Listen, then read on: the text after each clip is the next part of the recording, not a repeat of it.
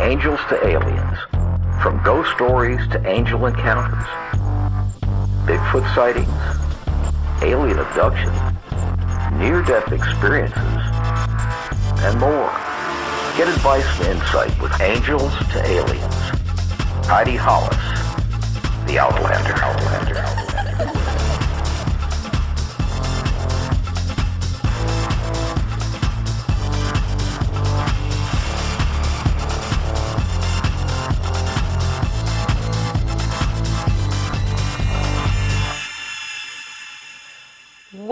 Welcome everybody to Angels to Aliens with me, Heidi Hollis, the Outlander, here on the Believe Podcast Network, the #1 podcast network for professionals. Do you believe? Join me here every week where I discuss the most incredible stories on the planet, from the paranormal to mysteries to horror to even heavenly interventions. I will always welcome you, the listener, to also send over your personal stories of mysterious happenings that you'd like to share or get advice on. I'll also be interviewing some of the most intriguing guests, from researchers to experiencers, authors, and other cultural creatives. And remember, if you enjoy this show, please subscribe and rate the show on iTunes. We're available on your favorite directories like Spotify, Google Play, Stitcher, Luminary, and TuneIn. And, you can always find us at Believe.com. That is BLEAV.com. And at Believe Podcast. And know that you can find me on Twitter. Put a 1 in front of Heidi Hollis. So that goes for most of my social sites, I guess you could say. So it's at 1 Heidi Hollis. Facebook, same thing. Instagram, same thing. And then I also have the Hatman Letters, which is a blog where I also answer your scary, spooky stories when it comes to the Hatman. That's at medium.com/at Heidi Hollis. Once again. So you guys, you're in for a huge treat because, oh my God, I've been wanting to talk to these two for a while. So I have Tony and Cherie Rathman, who are a husband and wife paranormal team and have operated Entity Voices Paranormal Investigations, EVPI, located in Phoenix, Arizona, and have spent the last decade discovering the truths about spirits, entities, and life after death. Tony and Cherie Rathman lead professionally operated paranormal investigators into some of the darkest corners of Arizona. And that's just not it, because they travel all over the place. They go to private homes, businesses, investigations everywhere. Haunted historical locations, haunted hotels, those places that you like to stay at. and there's somebody else living in there. And they've traveled all over the country, even abroad, so they can understand the paranormal phenomena. And adding to a common base of knowledge in the community, Tony and Cherie, they specialize in spirit communication through EVP and ITC, which is something we're going to really get into.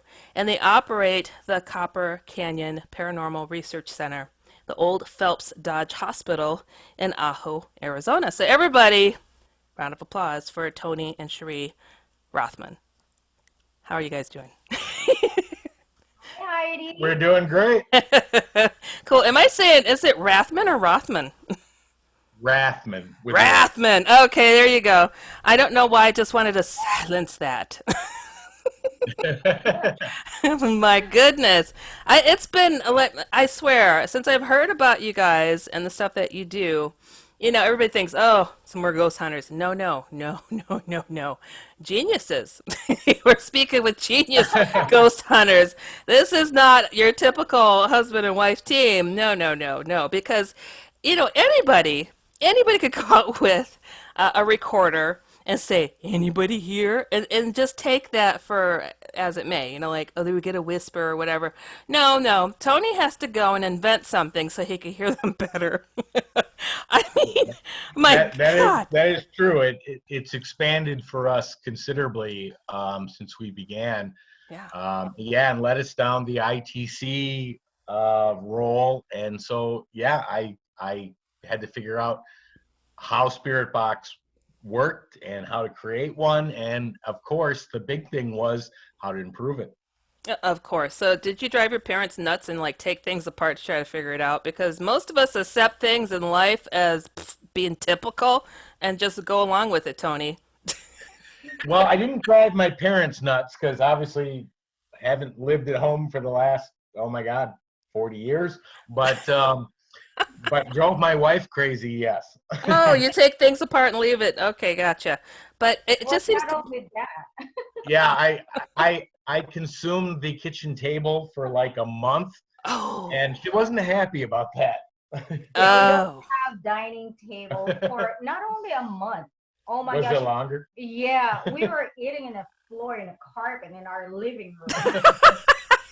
Seriously.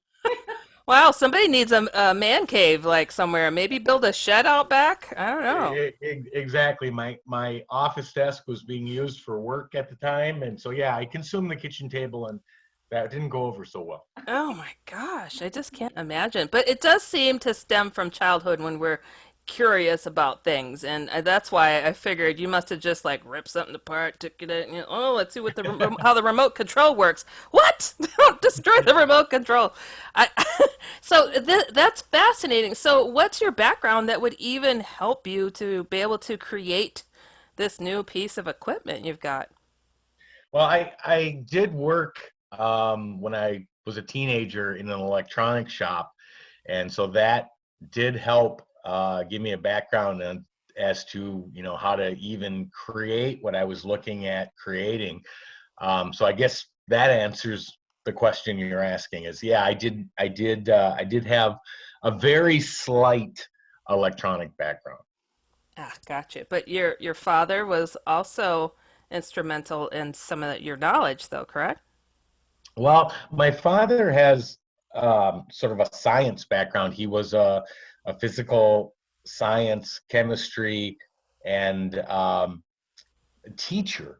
So I don't know that that was necessarily a background, but he definitely has posed and asked so many questions as to how what we do and what we capture, how that happens.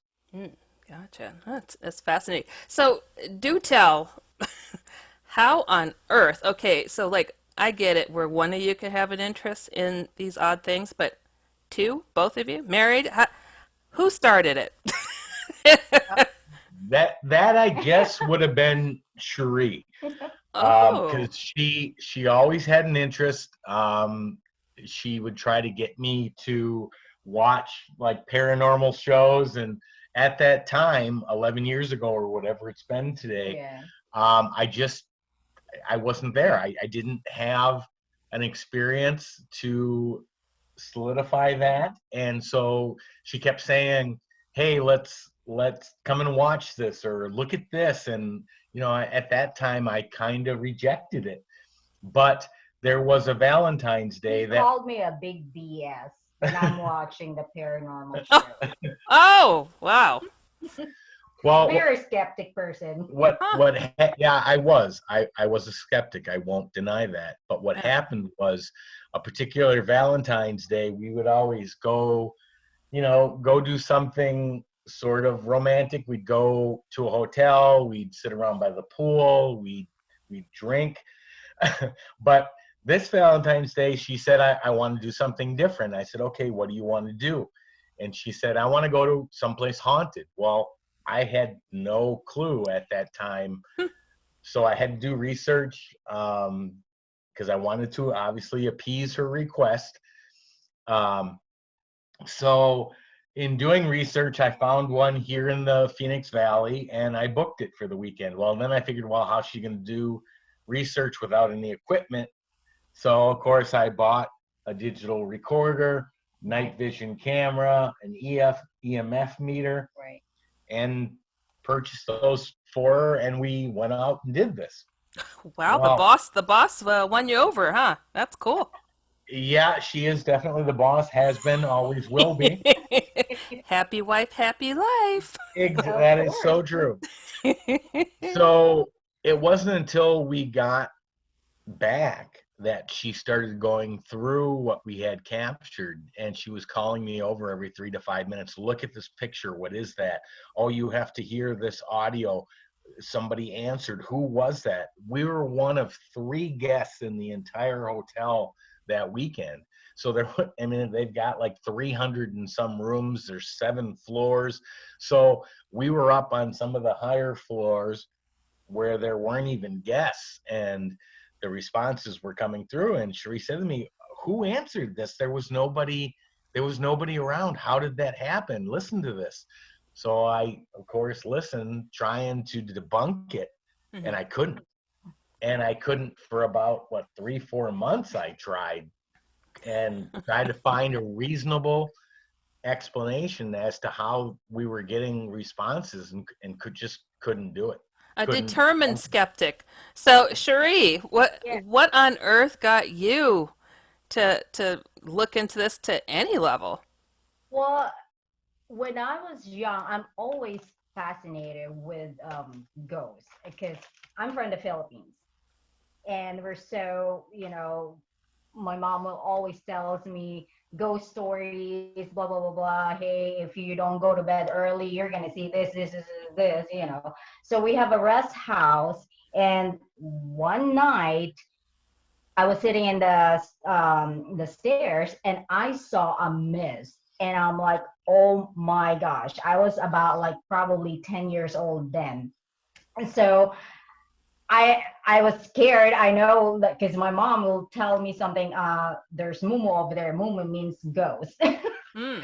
So I saw this white mist, and it's shaped like a dress, a female, with white dress. So that time, I'm like, okay, there's really a ghost. So from then on, I'm always fascinated with spirits, with ghosts, and I even dragged my daughter when she was 8 years old. So I found this paranormal shows. I don't know if I'm allowed to say that, but anyway, Yeah. ghost adventures. Yeah, yeah, it's fine.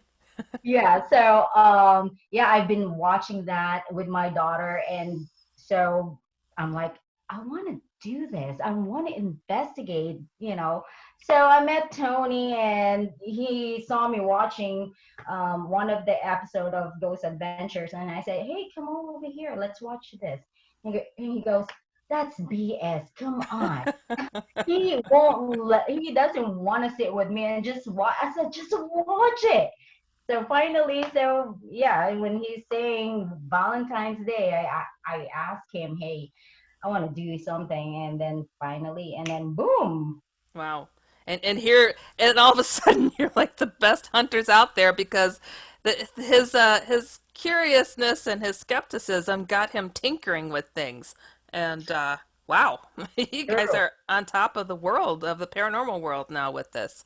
And now I can't stop him. He's the one who's very obsessed now. Like, guess what, Heidi? Hmm. We investigated this hotel more than 50 times. Whoa. Yeah, when we first started, yeah, that's so true. She kind of sparked the interest for me, which I couldn't debunk, and that's what got me interested. And like I said, my dad being into the sort of physical science aspect, that's kind of how my childhood was. And when I asked a question, hey, how does this work? If it wasn't science based, it didn't exist. And the paranormal, obviously, now today sort of has brought in science into it, but in the beginning it didn't. And so it, for me, as growing up, if science couldn't explain it, it didn't exist. But today we know there's a whole nother world outside of what science can explain, and that's the paranormal. Oh, it makes sense. I mean, in all honesty, I just find it fascinating that you've gone the direction that you have, and in relatively a short amount of time when you think about it. I mean, when did you start with making this new piece of equipment, actually?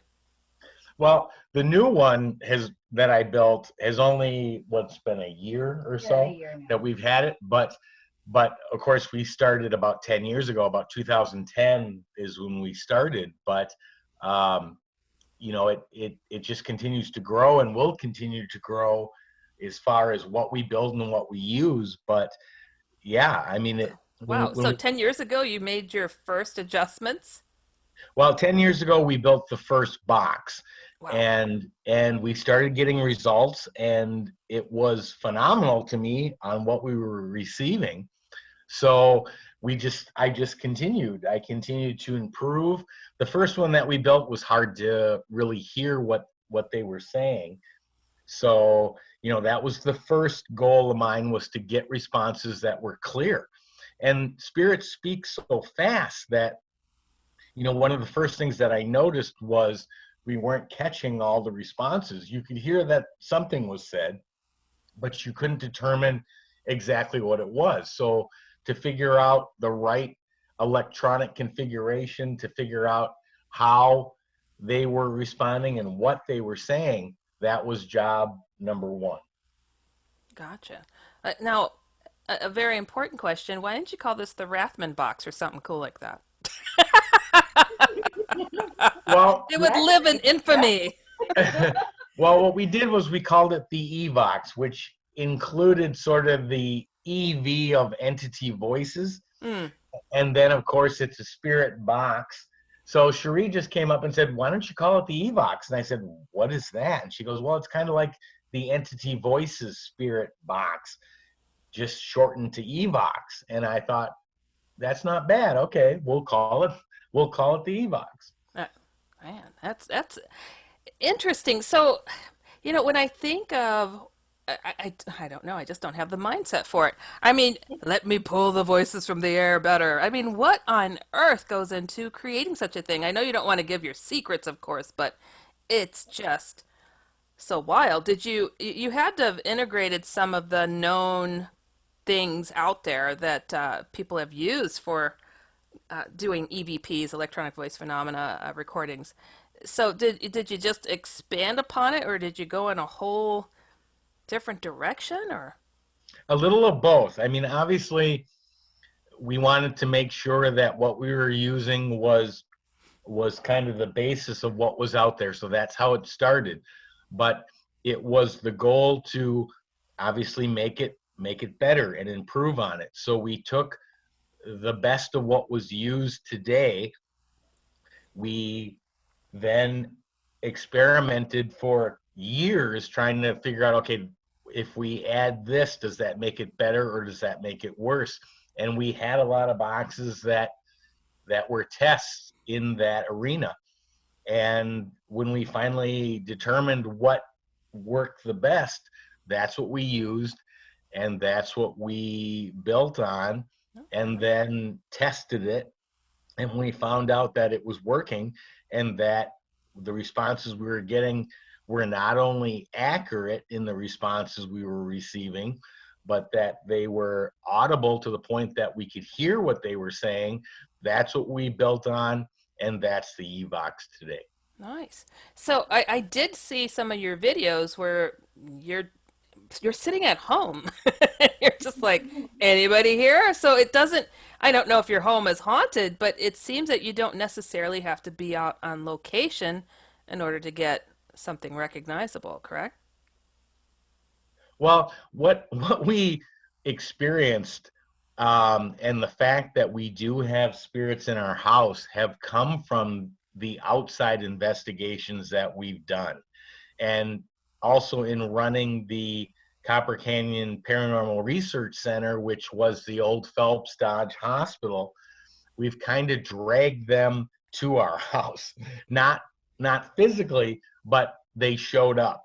So the fact that we can run a spirit box in our house and get responses, it's because of the outside investigations that we've kind of led them here. And you're welcoming this, Cherie, and the children? Hmm?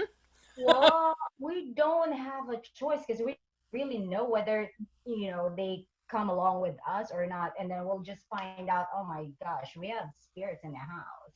Well, to add also with the spirit box, not all spirit box will actually work. It's actually you have to have communication with or A communication with connection. a connection with the spirits in order for the box work. Yeah, I mean that's true. So to kind of back up and explain what had happened. Yeah, when Cherie was giving our dog a bath one day, um, the dog got a little crazy when he got out of the bathtub and started running around the house. Well, Cherie had taken out her phone to record what the dog was doing because she thought it was funny. Well, what she had done then, when the dog ran out of our bedroom and ran into the living room, she took the phone that she was using to record the dog running around, and she just threw it onto the bed and never shut it off. So the phone kept recording even though we didn't have a video picture. Well, what happened was, when I found out that she had done that and the phone had ran for like an hour recording, Wow. when I went to go over what was on the recording, I started noticing all these voices that were appearing. And what the voices were talking about was what the dog was doing. They were actually communicating with the dog, saying, "Settle down, Loki, don't do that." And I'm like, who are these people? Where? And Cherie was home alone at the time because I was out running errands. And when I noticed all these other voices on the recording in the house, that was kind of our first indication that, we did have spirits within our own house. Something stuck to your shoe on the way home. Exactly. Oh gosh, I can't. I don't know. I tell people, you got to be careful sometimes because you might bring something back nasty. Have you been so unlucky to bring something not very friendly back home? We have had that happen, and it was mistakes that we had made as beginning investigators. We weren't doing closing rituals. We weren't. We did make mistakes, and although those mistakes did, kind of open the door to what we needed to do, we did bring something home one time from an investigation, and we had to get rid of it. But yes, that's why it's so important to make sure that any portals that you've opened, whether it be a communication portal or whatever the case may be, it's so important that you shut that all down when you leave. And we made the Ghostbuster plasma blaster that usually works. if we could actually get a hold of one of those, that would be great. They're So great. if They come in you, purple. yeah, if you There you find go. somebody, if you find somebody who's got that, that would be great. But Yeah, unfortunately, we're Ghostbusters out not. of New York City. That's where they're at. I don't want to go there. There's a lot of COVID. Oh yeah, not right now. So, Goodness.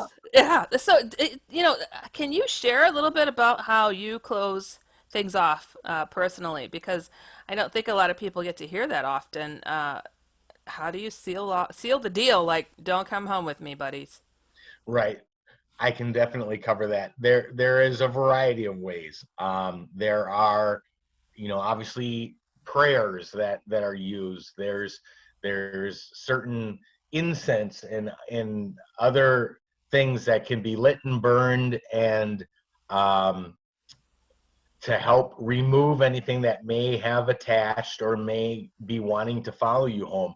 There's religious objects, there's coins, there's an entire array of different aspects to use to close out anything that has attached or is open during that process.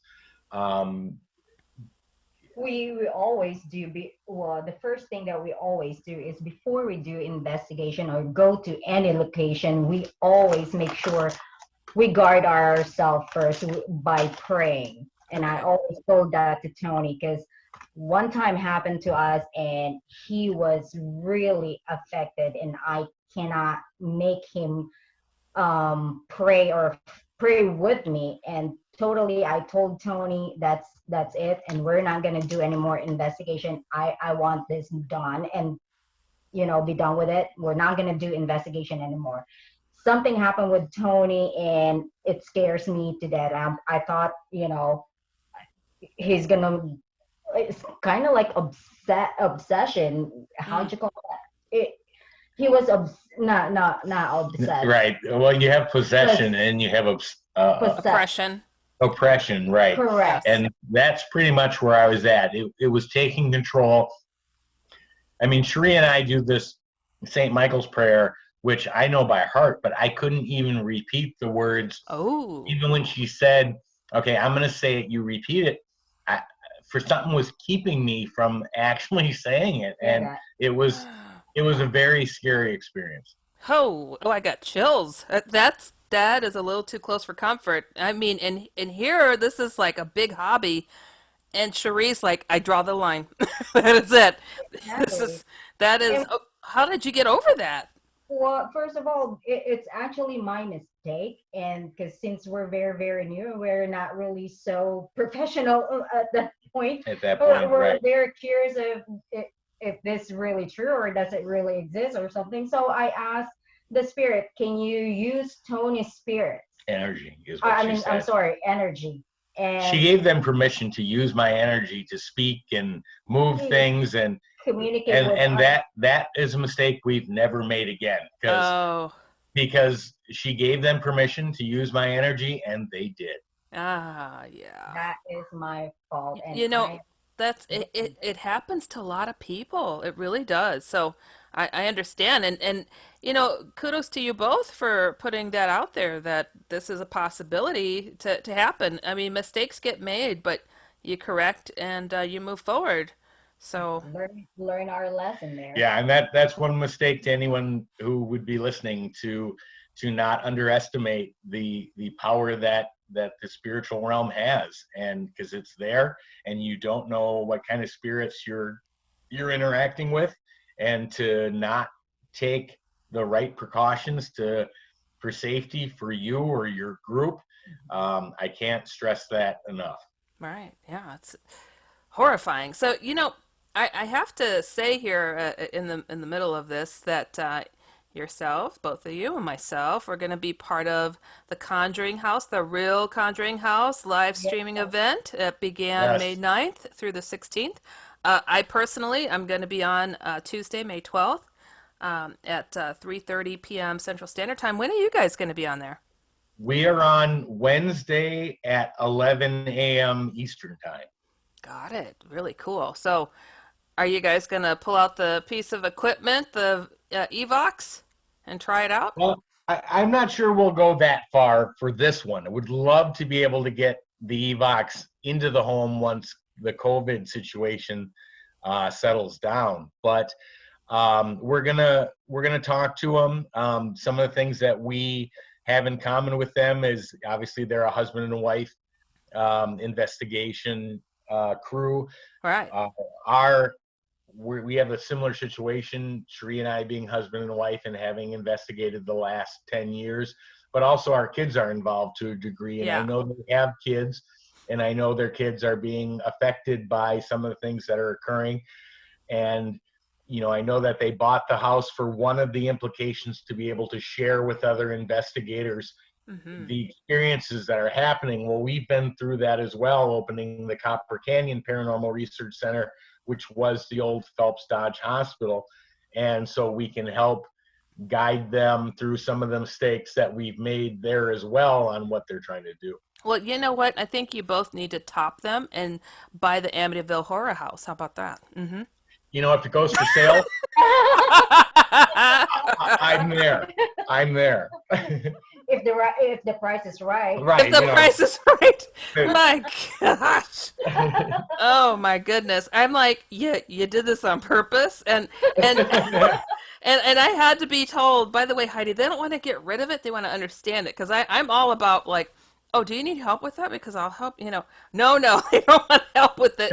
They want to research it, Heidi. Oh, okay, all right. But for people that are listening, go to thedarkzone.tv and you'll see how you could sign up and watch. It's 24/7, creepy stuff, creepy experiments, and yeah, it's kind of cool to be part of it, and big media coverage on this. So, doing something never done before, remote haunting investigation. So it's cool. I'm excited. I think it's going to be really neat to participate, and I've been tuning into it as well. But I wanted to ask you both. Now, you've got all these years behind you, and this great listening device to hear what you can. What have been some of the creepier things that you've heard and come across? That's a huge question that would literally take me years to have to go back and figure out. But Yeah. you know, the scariest things I think that come up is when they single you out, when they call out your name. I mean, we were doing a private home investigation for a woman here in Phoenix, and we had cleared her house. We had set up barriers for them to re-enter. We had salted the doorways, and so I was literally telling her, and Cherie was running her camera at that time, but I was literally telling her the house is now cleaned. They've been blocked, and this EVP came through clear as a bell, literally cursed me out, said "F you, Tony," and then there was another female voice that came in that said, "We're going to get you." So it's instances like that where they single you out, where they know who you are, where they can identify you by name, Hmm. and they say, "We're going to get you. We're coming after you." That's where it gets. That's where it gets a little unnerving. Just you think? Woof. Ugh.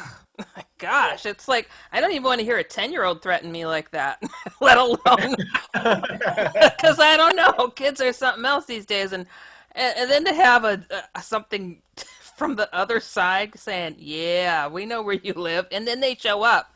Heck Right. no, that's Right. that's And horrifying. and we've had that happen. And that's just one that comes to the top of my mind first, but it's one that definitely stands out. But Oh, we've definitely had that happen. And that's, uh-huh.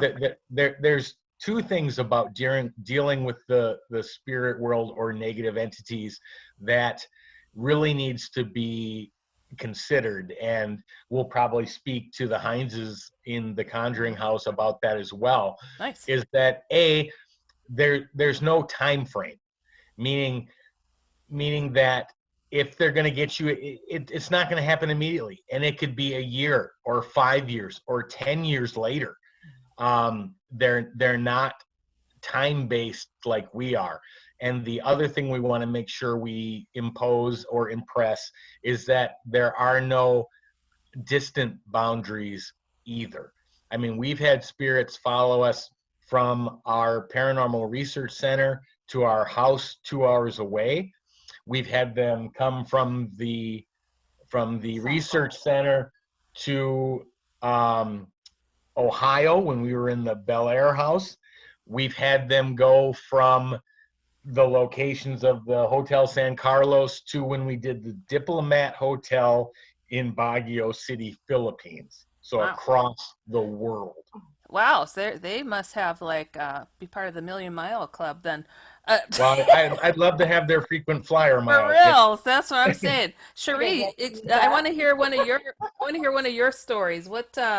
What comes to mind? I get asked that all the time when it comes to my creepy stories. What's the scariest one? Oh my God. I mean, I've been over it 20 years now, so I want to hear Right. what pops to your head, Cherie, when you think of some of the creepier things that have been told or said or happened. Well, the creepiest thing that happened to me is actually when Tony and I did an investigation. I believe that's at the Oxbow Saloon here in Payson, Arizona. I don't remember which place we were investigating. I think you might be right. I think it might have been, It's or it might have been the the Phelps Dodge Hospital. If you could come a little closer so I can hear you better, Cherie, that'd be great. Okay. I'm telling you, 6 feet distance. What? So what was it? What were you saying? Okay, when we did the investigation at Oxbow Saloon, I believe, after that, so when we were doing reviewing our evidence, I'm reviewing my videos, and Tony did the same thing also. We were both in the bed. Yeah, it was like 2:30 in the morning, and we were sitting on the bed. We were reviewing the stuff we had captured. I think I was going through audio. I think Cherie was going through video. And then I thought it's our dog because he's white, and we saw this white mist. Apparition mist, you're right. Well, I don't know whether if it's I'm not sure. I'm not sure what it was. It was definitely, but basically, this white figure went right across our room, right over our bed that we were sitting on, and was in our house. And we followed, both of us. We were looking. Yeah, like synchronized. We're both synchronized. If there was a camera on us at that time, you could literally watch both of our heads simultaneously follow this thing across the room as it moved. So I'm like, did you see that? And what the heck is that? So I thought it's Loki. I said, hey, buddy. And our dog was not in the room. In fact, I got up, went out to find the dog, and he was way on the other side of the house in the corner sleeping. So it was not our dog. So don't know exactly what this was. I mean, I have a pretty good indication, but this was something that had followed us back and was now in our home. Oh yeah. Actually, that's not the most scariest for me in my experience. Oh, do tell. Let's hear it. It's actually what we saw that night. It's actually fascinating, or I'm like curiosity. But when Tony and I, after work, so we went for a happy hour with my coworkers. Actually, I invited Tony. I always go invite my husband to my happy hour. But anyway, so we were at the restaurant outside the patio, and of course we're drinking a little bit here and there. So Tony was telling a story about. So they had asked about the last investigation we had done. Right. And they were asking about details of it. Uh-huh. So I was giving them some of the details that had occurred. And right in the middle of the conversation, in fact, they were sitting at the table, I was standing, and I did have a beer in my hand. But the arm that was holding the beer while I was talking to him, which means I wasn't like flinging it around or scraping it. I mean, I was holding my beer. Something had come up and scratched me. Well, actually, not scratch. It started punctured. There's well, it was like a burn to begin with. 3 puncture right in his arm, and I said, "You're bleeding." And it started growing toward his wrist. And it's like a scratch thing. Yeah, there were 3 scratches. You could see the I guess I should say puncture wound where the fingers had originally impacted. But it was funny because it was different from a regular scratch because it was almost burned on top of it.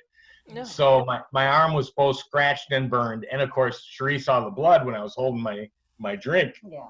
And that's what she said, "What did you do? You're bleeding." Oh, man. When we started to look, you could see the 3 impacts where the fingers had started, and then the 5-inch or 6-inch scratch trail grew as we now noticed it.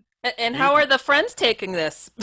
Not well. Yeah, not well. Yeah, they were shocked also, and they were like, "What did you do?" And that wound or that mark lasted 3 days or 4 days. It lasted. Jeez, you know, it's just something about tinkering with one's soul that I don't know. It's a little bit scary. Right, and it always happens to Tony. One, when we were at La Posada, he got possessed, and now the scratch. Well, the scratch was before La Posada, and I think I was just saying information they didn't want me revealing. I was giving names because they had spirits had given us names, Yeah. and they were in this hotel, and I was literally, I think I just was giving too much information they didn't want me talking about. Well, you know what I always tell my friends when I would take them for UFO sky watching or something like that? I'm like, oh yeah, please come because I need a human sacrifice. This is absolutely necessary. So just come along. Yeah, bring your kids. Bring your kids. And they just like freeze, like, is she being It's an serious? offering. Yeah, it's like, don't mind the rope. Don't mind the rope. It's okay. how's the turnout on invitations like that? Actually, Well, oh no, I had a lot of takers. They're just like, ah, she's kidding, I think. Isn't her specialty demons? So, but I wonder, sometimes there are certain people that just seem to get targeted more, and I don't know. It's scary. But how are your children getting affected by these things? I mean, are they just totally like sidestepping and sprinkling holy water on you both, or what? Well, it's funny that you asked that question because that has happened as well. You know, our daughter, and I think she was 18 at the 18 time. years So old. we're not talking necessarily little kid, but Yeah. I think she was 18 at the time, and Cherie and I got up, and she was already up, and she was crying, and Cherie said, "What's wrong?" And she said, "There's something in my room. I saw it. I saw the shadow. I could hear it talking." Mhm. And so that's when I went, okay, no. And then obviously grabbed the Evox or the spirit box that we had at that time, and reached out to the spirits and said, okay, if you want to communicate with myself or Cherie, that's fine. You do not communicate with our kids. You're scaring them. I want to know who was in the room, what you were doing there. And the funniest part about this is that they answered every question. I don't remember the name of the spirit, though, that was in the room, but they gave us the name. Okay. The funny part was you could hear the other spirits in the background asking what room it was. And then you can hear the spirits tell them, oh, it's down the hall across from Nico's room. I was absolutely just shocked because they literally spelled out our house, which room was her, identified her room. They ratted each other out. It wasn't me, Sam. That was you, wasn't it? Weren't you going in for the shoes? Oh, I was Well, looking at her they dress. even told us the name of the male spirit that was in her room. He apologized. Yeah. They said it wouldn't happen again, and it hasn't. And that was 3-4 years ago. Yeah. Literally, Wow. the spirit says, Sorry. Yep. Jeez, like I was just checking out her dress. Yeah. Good Lord. Ah, that's horrifying. My daughter loves paranormal also, but Oh. she probably didn't. For her to be that upset though from it, it was obviously a very frightening experience for Right. her. She said, "Mama, they're playing with my light, and I saw the shadow hovering around, and I couldn't sleep. I didn't even sleep, waiting for you guys to wake up." Yeah. Goodness. Wow. And your son, how does he deal with this? He hasn't had anything unbelievably frightening. Well, I shouldn't take that back. I should take it back. Not personally to him, like in the house. He's definitely had experiences like that big whoever pounded on the wall when he was carrying that camera back At the for Copper me Canyon. at the Copper Canyon. It scared him something fierce. But they have a pretty good understanding. I mean, they've been involved with it for years, maybe not as many as Cherie and I have, but they've definitely been integrated on every level of it. They know what to do. They know what to be afraid of. They know when to call us for help. And they both have a huge fascination. And I mean, every time we go, if we know the place is relatively harmless, and I always say relatively because you just never know what you're going to run into, but they will come with us. They will investigate. They will do EVPs. Nice. But I think they've been exposed enough to it that they're definitely comfortable with it. Well, that's cool. I mean, I think it's important to educate people on the paranormal in general Because for me, it's not just a possibility, it's a threat that you will experience something at some point in your life, and you should know how to handle it or what to do, you know? Absolutely. And the bigger part of that is that if you've opened that door will never close. So if you haven't experienced anything negative yet, your chances are you will. It's just a matter of time. Isn't that the truth? And everybody loves me for that. I bring gifts to every party. So, anyways, they're just like, oh crap, is that her? Ah! She seems so normal. This is from Heidi. Return it. Yeah, it's like, Put it back. you have no idea what my social life is like when it comes to this. Um, but it's Yeah, like, one of these days we're going to visit you. oh yes, for sure. Oh yeah, I am excited to see how things turn out. Just for people to hear this story. So I've got a lot of problems. Well, it's not problems. I've been called a machine empath. That's the best the way to put it. I have a lot of electronic things that go on around me, but I also try to get them to work better for me. So trying to have this communication, if you will, to make things work better. But lately it's been getting really out of hand, and it doesn't seem to matter if I'm in the room, if across country, if it's something in connection to me. It's just a lot of things keep going on, right? So I'm chatting with these two on Messenger, and I'm telling I'm telling you guys how this happens. And what did we have? Like five different weird little glitches. Oh Yep. my They just God. kept coming. It was multiple duplicated messages. It was like this weird scrolling effect of the pages. I've never seen anything I like gotta that. tell you some stories too, real quick though. Yeah. So I was talking to my mom yesterday because it was Mother's Day over there. Yes, yeah, because we're Mhm. Right. a day Right. ahead. So, but anyway, she was talking to me via Facebook video call.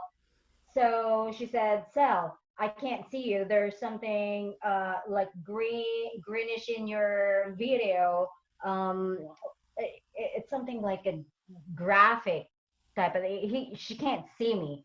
The one that I sent you on Facebook, I said this is what happening to my mom. I don't know. I forgot the name. What you call that, Heidi? Shadow? No, Here? no. It's something like uh, the the monitor just flat greenish. Mm. Oh, okay. Wow. So she said, I can't see you. What is this? So I'm like, oh, this is Heidi's fault. Oh, no, you didn't. Oh, that's hilarious. I told my mom, okay, I gotta tell this to Heidi. That You that you that know, that but connection you have though to different machines and electronics, Heidi, is yeah. something I definitely sparked my interest and would love to be able to see, whether that be, paranormal or Hmm. extraterrestrial or who knows what. But I love to don't see what know. would But love to see what the Evox does around your presence. it Yeah, would be really interesting, and I mean, it is like it gets to the point of being absolutely crazy. I don't even know what to think of it, and it seems to keep trying to top itself. I just had something happen the other day. I posted it on Facebook. My iWatch. I mean, yeah, I they saw don't that. they don't turn on when you don't have skin attached to it, and True. Right. but it turns on. It tells me about my activity. I'm like, really? Really? I haven't even touched it. It's just sitting next to me. I'm on my computer. I'm like, oh my gosh. And I think it was, while I was chatting with you guys too, it was like sending messages and it Yeah. was pinging and it's getting my messenger, it just can't do that. It doesn't receive messages unless and it's locked, mind you. You have to put a code in it. Right. And I'm just like, oh my goodness. And then you said your cell phone was glitching or something. Yep. Yep. Yeah. I mean, it's just always. Oh, Well, I was hearing beeps that were coming over while we were sending messages, and there was nothing. I kept going back and looking and say, okay, did I get a Facebook message? Did I get an email? Nothing. Yeah, you get the beep. I kept getting. Heidi got a call. Remember? Oh yeah. yeah, yeah. My gosh. Oh yeah. Oh my goodness. I don't even know what to say anymore. And people are like, well, obviously your stuff is hacked. I'm like, okay, so that would mean everything I own is hacked. Everybody I know is hacked because it just keeps going on and on. And I'm curious to. I had poltergeist stuff growing up and haunting and aliens and oh, the demons, and I'm just like, I think it's a combination of myself and these elements. So hopefully I get to the bottom of it one day. But Yeah, it's wild. Okay. We that shall is. we shall That, see. So yes, I'm anxious to see more about this Evox that and the things that you can get from that, because you're sharing with me that you had someone that was on the phone with you and you got responses. You connected to the other side. That is mind blowing. So it's almost like you're a remote psychic with that machine. well, it's funny because in the last probably year, we've even pushed the boundaries of what we even thought it could do in everything from, helping on cold cases to get answers for, cases that have been cold for the last 30, 40 years. And yet this box is spitting out answers that actually fall in place. And that to, individual people who have contacted us and said, hey, my father passed away or my mother passed away a year ago. I would just love to see if there's a message. And, when we ask the questions and the responses come through and then we send them to them, we don't know who we're expecting to hear or what they should sound like or anything in between. And every time we've done it, they respond back and go, oh my God, that's my father or that's my mother. And it's Right. just like, We I ask them can't to even, validate. right. I can't even explain how that works. It just does. Yeah. So you think you'll ever mass produce this and put it in every police precinct across the country? You know, we've been asked that question. I don't even know how many years of whether we're going to do production, and it's not. We don't do it to look to make money or sell something. Yeah. So we don't charge with our Yeah, investigation right, as and well. we produce them only because we want what we know is going to work, Yeah. and that we're familiar with how it. So I don't see that happening anytime soon, just because, like I said, we're using it for a specific purpose, Yeah. and that purpose is our education and our understanding of what's happening. And so, yeah, I don't Huh. see. I would be concerned too, because I can't even count how many times people have contacted me who have, played with that little Mattel toy or Hasbro, I don't know, that thing called the Ouija board. The Uh, Ouija board? Yeah. Yeah. Whoa, I mean, oh, here, it's for you children. It's like, does that say 8 and up or something? I'm like, what? It's so it worries me that people would have access and just treat it like a drinking game, and which they Yeah, do. you And can actually buy it at Walmart. You can yeah, buy it anywhere. right, But right yeah, next to Candyland, right? And Monopoly, Yeah. right? exactly. But that's the misunderstanding about it, is that using a Ouija board, or even doing EVP sessions. I mean, you're Yeah, opening that door, you and do.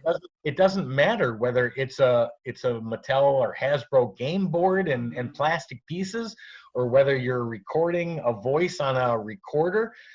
The what remains constant is that you're opening a doorway to another dimension, regardless of what tools you're using to do that with. Right? You're Yeah, calling out. yeah. Right. People ask me, Heidi, why don't you go into these houses and hunt more often? I started doing it more remotely, like, helping people, sitting on the radio shows and whatnot and talking to them this way, because it's just so widespread. And I'm like, do you know how anxious these demons are waiting for me to come into their pit? Like, Right. there she Right. is. Woo-ha-ha, we got her now. Oh my God. I'm like, Well, the day that happens, I'm going in with a team of priests, the Rathmans, to ask them what's your name, so we know what to call the beast when it's coming out of my skin. I mean, jeez. yeah, you probably don't have to go hunting for them when they're hunting for you, Heidi. Oh, they are, man. It's just, oh, so funny. But so how do people get a hold of you if they need your help, your assistance, your guidance, Sure. your machine? Well, the easiest way, and there's multiple ways. Obviously, we run a website called entityvoices.com. All of our contact information is there. We can be contacted on Facebook via the Entity Voices page, the Tony Rathman page.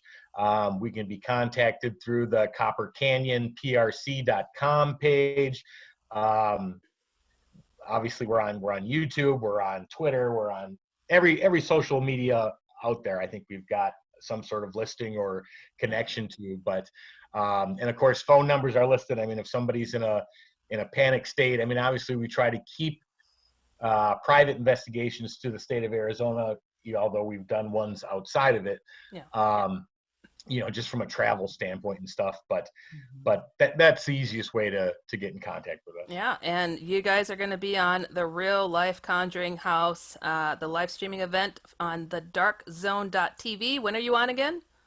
We are on Wednesday, the May 13th at 11 a.m. Eastern time, or Eastern, I think you said. Yeah, okay.